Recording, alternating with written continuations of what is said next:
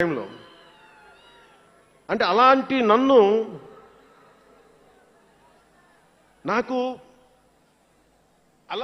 పెంచారు. ఇది మా నాగబాబు గారు ఇక్కడే ఉన్నారు, అడగండి, ఆ రోజు గుర్తుండి ఉంటుంది ఆయనకి. అలాంటి నన్ను పాలిటిక్స్ చేస్తానని కానీ సినిమాల్లోకి వస్తానని కానీ ఎవరు ఊహించలే. ఎందుకంటే నేనే ఊహించలే. పోనీ 18 ఏళ్ల వయసులోనో 20 ఏళ్ల వయసులోనో 10:30కి లేటుగా వచ్చామంటే ఒక అర్థం ఉంటుంది. అక్కడమ్మాయి ఇక్కడ అబ్బాయి, గోకులంలో సీత, సుస్వాగతం, తొలి ప్రేమ చేస్తున్న సమయంలో, మేబీ తొలి ప్రేమ ముందు అటో ఇటో, సంగీత్ థియేటర్లో, హైదరాబాద్ సంగీత్ థియేటర్లో క్లింట్ ఈస్ట్వుడ్ నాకు ఇష్టమైన హీరో, అతను సినిమాకి వెళ్ళా.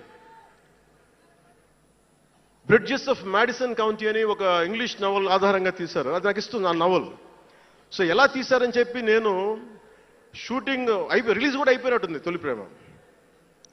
నేను నా ఫ్రెండ్ ఆనంద్ సాయిని, హరీష్ పాయిని, ఇంకో 2-3తోటి సెకండ్ షోకి వెళ్ళా. సెకండ్ షోకి వెళ్ళి ఇంటికి వస్తే కింద మా నాన్న, ఇంట్లో పైన రూమ్లో పడుకోవాల్సిన మా నాన్న కింద కుర్చీ వేసుకొని ఓ నీల్ కమల్ చైర్ వేసుకొని నా కోసం వెయిట్ చేస్తా ఉన్నాడు. ఎక్కడికి రా వెళ్ళామని. షూటింగ్ అన్నాడు. షూటింగ్ అదని సినిమాకి వెళ్ళానంటే ఆయన ఎట్లా తిట్టాడంటే నన్ను నేను చాలా తప్పుడు పనులు చేసేస్తున్నట్టుగా, ఏదో బార్లో కూర్చొని తాగేసినట్టుగా. నేను అప్పటికి కొంచెం గుండె ధైర్యం తెచ్చుకొని చెప్పాను. అక్కడ మా నాన్నంటే భయం, చిన్నప్పుడు చాలా కొట్టేవాడు మా నాన్న మమ్మల్ని. ఆ భయం నన్ను కొట్టింది తక్కువ కానీ మా అన్నయ్యను కొట్టింది ఎక్కువ. సో ఎముడికి మొగుల్లో ప్రసాద్ బాబు ఉంటాడు. చిరంజీవి గారు పక్క వ్యక్తిని కొడితే ఇతను లైన్లోకి వచ్చేస్తాడు. అక్కడ నేను డిసిప్లిన్లోకి వచ్చాను. అట్లాగే వీళ్ళని కొడితే నేను డిసిప్లిన్లోకి వచ్చాను. నాకు ఆయన కొట్టక్కర్లేదు, నేను డిసిప్లిన్గా ఉంటానని. సో నాకు మా నాన్న చూడగానే భయం వేసింది. కొడతాడా గబుక్కున బాగుండదేమో అనుకునేవాడు. నేను చెప్పాను కొంచెం బలం తెచ్చుకొని. 3 సినిమాలు హిట్లు వచ్చినాయి, 4వ సినిమా రిలీజ్ అయ్యి హిట్ అయింది తొలి ప్రేమ.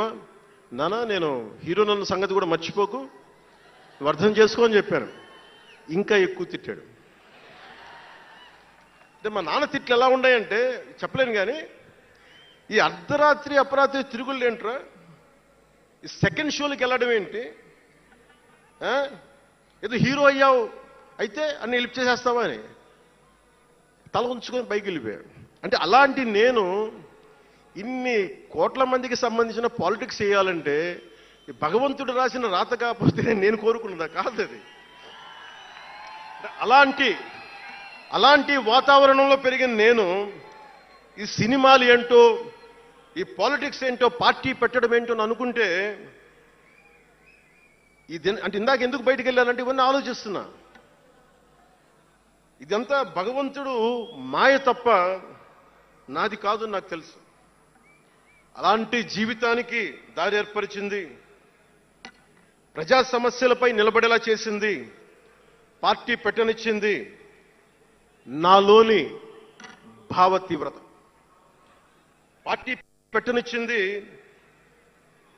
భావ తీవ్రత. పుస్తక పఠనం, డబ్బులు సంపాదించాక ఖర్చు పెట్టనంటే ఎలా కుదరదో, వద్దనుకున్న ఏదోలా ఖర్చు అయిపోతాయి.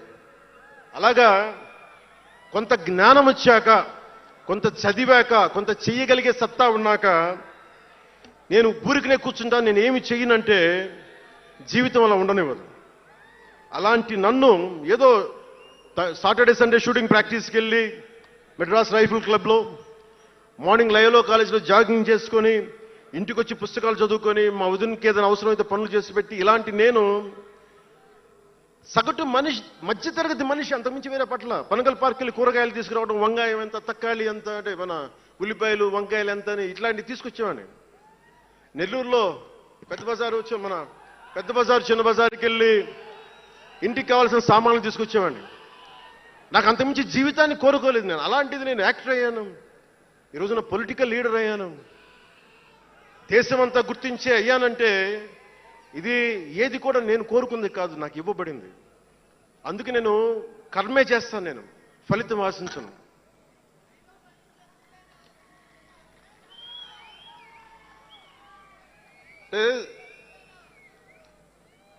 అంటే ఎలా ఉంటుందంటే ఇవన్నీ ఎందుకు చెప్తున్నానంటే సగటు మనిషి చాలా భయాల మధ్య, చాలా బాధ్యతల మధ్య జీవితాన్ని కొనసాగించాలి.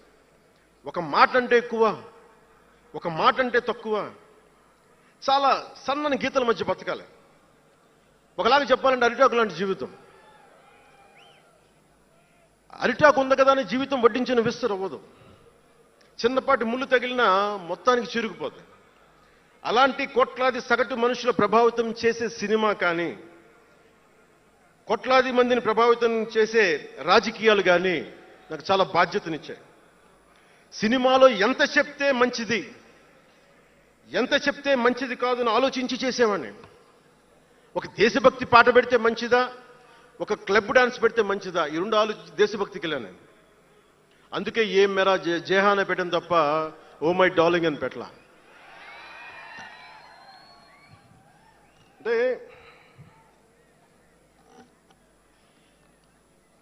ఎందుకు నేను ఆలోచిస్తానంటే, మనిషి మనెవరం శాశ్వతం కాదు. మాట అది మంచైనా చెడైనా. అందుకే ఆలోచించే మాట్లాడతాను ఎప్పుడు.